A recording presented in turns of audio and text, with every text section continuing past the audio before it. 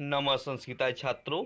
आज हम लोग संस्कृत पाठशाला में संधि प्रकरण को लेकर आए हैं जो बेसिक है। यह प्रत्येक क्लास के लिए ज़रूरत है, चाहे वह कंपटीशन हो, चाहे आप क्लास 9th या 10th के स्टूडेंट हैं, इसमें किसी प्रकार की कोई दिक्कत है नहीं होगी। और संस्कृत पाठशाला का एक स्लोगन है कि आपकी सफलता ही मेरी सफलता है। अर्थात कहने का तात्पर्य हो गया कि यदि आप सफल हो गए तो मेरा यह चैनल सफल हो गए, संस्कृत पाठशाला सफल हो गए। तो छात्रों, ध्यानपूर्वक इसे देखें और समझे। यदि उसमें भी किसी प्रकार की कोई कठिनाइयाँ होती है तो आप कमेंट बॉक्स में कमेंट करें।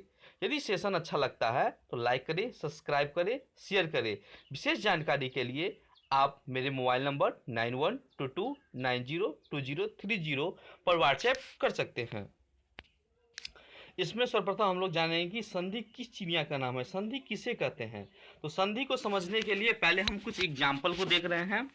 तो देखिए, पहला एग्जाम्पल हम लिखे हैं राम प्लस आलिया। अब राम का यदि उच्चारण करते हैं तो राम के लास्ट में क्या है, मौ है। यदि मौ का उच्चारण करते हैं तो क्या आता है, अ आता है। तो देखिए यहाँ पर अ कट किए, और यह जो है आलिया, तो अ प्लस आ मिलके क्या बना, आ बन गया। तो यहाँ राम आ और लय बच गया, और बना क्या, तो रामालिया बना क्या, रामालिया, रामालिया बन गया। अब देखिए इस संधि को कैसे परिभाषित करेंगे, तो हम लोग देखते हैं। देखिए, राम में अ और आलिया का आ, तो ये पहला वर्ण और ये दूसरा वर्ण, तो एक वर्ण और दो वर्ण, तो दो वर्ण मिला, और दो वर्ण के मिलने से एक विकार उत्पन्न हुआ, क्या, आ। तो कह सकते हैं, क्या कह सकते हैं कि दो दो वर्णों के मेल से, कौन से मेल से, दो वर्णों के मेल से जो विकार उत्पन्न होता है उसे संधि कहते हैं। उसे क्या कहते हैं, संधि कहते हैं। तो संधि करने के लिए पहला यहाँ पर पॉइंट हो सकता है कि संधि करने के लिए कितने वर्ण चाहिए। तो संधि करने के लिए कम से कम दो वर्ण चाहिए। यदि दो वर्ण है तभी संधि हो सकता है, अन्यथा संधि नहीं हो सकती है। और संधि में कम से कम कितने पक्ष होने चाहिए, तो संधि में कम से कम दो पक्ष होने चाहिए। जैसे दिया गया एग्जाम्पल, रामालिया प्रधानाचार्य देवालिया। अब हम लोग देखते हैं कि संधि के कितने भेद हैं। तो संधि के यहां पर जो है वह तीन भेद हैं। कितने भेद हैं, तीन भेद हैं। पहला जो दिया गया है वह है स्वर संधि, दूसरा है व्यंजन संधि, और तीसरा है विसर्ग संधि। तो स्वर मतलब संधि कितने भेद हो गए, तीन भेद हो गए। पहला स्वर संधि, दूसरा व्यंजन संधि, और तीसरा विसर्ग संधि। अब देखते हैं, पहला है स्वर संधि। स्वर संधि किसको कहेंगे, क्योंकि इससे पहले बता दिया संधि करने के लिए दो वर्ण चाहिए, तो दो स्वर वर्ण, स्वर संधि है तो कितने चाहिए, दो। तो दो स्वर वर्ण के मिलने से जो विकार उत्पन्न होता है उसे स्वर संधि कहते हैं। तो दो स्वर अगर रहा तो स्वर संधि, और व्यंजन होगा तो व्यंजन संधि। तो दो स्वर वर्ण के मिलने से जो विकार उत्पन्न होता है उसे स्वर संधि कहते हैं। जैसे चासित, गणेश और हिमालय। अब जैसे देखिए चासित, चासित तो हम लोग एग्जाम्पल देखते हैं। लिखा था चासित, चासित अगर करेंगे तो चौ प्लस अस्थि, अस्थि है।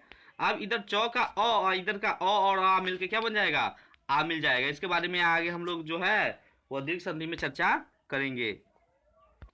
उसके बाद व्यंजन संधि है। तो व्यंजन संधि में स्वर या व्यंजन वर्णों का, या तो स्वर हो सकता है या व्यंजन वर्णों का, किसके साथ, व्यंजन वर्ण के मेल से जो विकार उत्पन्न होता है।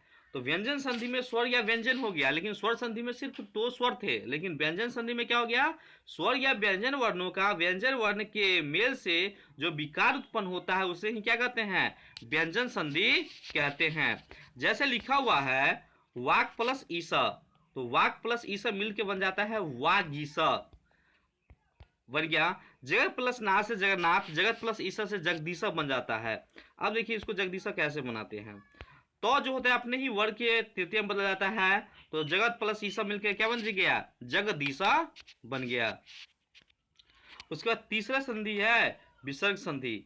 तो विसर्ग संधि किसे कहते हैं, कहता है कि स्वर या व्यंजन वर्णों का पहला स्वर पढ़े तो स्वर वर्ण था, व्यंजन पढ़े तो स्वर या व्यंजन हो गया, लेकिन विसर्ग संधि में क्या होगा कि स्वर या व्यंजन वर्णों का किसके साथ मेल कराएंगे, विसर्ग के साथ मेल से जो विकार उत्पन्न होता है उसे विसर्ग संधि कहते हैं। उसे क्या कहते हैं, विसर्ग संधि कहते हैं। मतलब स्वर या व्यंजन वर्णों का विसर्ग के साथ मेल से हुआ तो उसे विसर्ग संधि कहते हैं। जैसे एग्जाम्पल दिया हुआ है मन प्लस रथ, यह जो विसर्ग वाला र देख रहे हैं यहाँ पर मन के आगे जो लगा हुआ है, यह जो है ओ में हो जाता है, आगे नियम बताएंगे, लेकिन अभी सिर्फ एग्जाम्पल देखिए। तो मनोरथ बन जाएगा और सर प्लस वरह क्या मिल जाएगा, तो सही बोले आपने, सरोवरा बन जाएगा।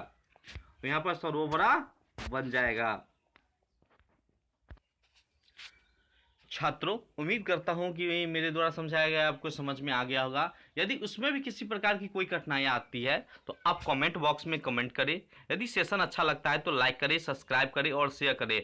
आपका जो नेक्स्ट वीडियो संधि होगा उसमें हम स्वर संधि के बारे में चर्चा करेंगे। नमः संस्कृताय छात्रों, नमः संस्कृताय।